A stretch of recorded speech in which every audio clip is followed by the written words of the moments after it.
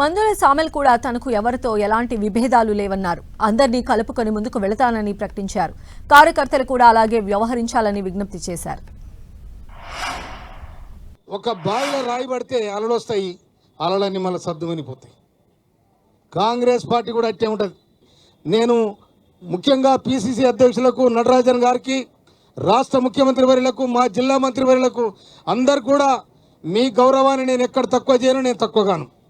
కనుక అందరిని కూడా కాపాడి గౌరవించే బాధ్యత నాది. మీరు కూడా రావాలని, కనుక మన ఎంపీ గారితో కానీ ఎవరితో కానీ మనకు ఎలాంటి భేదాలు లేవు, అందరూ కలిసిపోవాల్సిన బాధ్యత ఉందని కూడా నేను ఈ సందర్భంగా మనవి చేస్తూ, మనకి ఇచ్చిన అవకాశానికి నిజంగా ఈ రాష్ట్రం మొత్తం కూడా తుంగతుర్తిని చూసిందా కదా.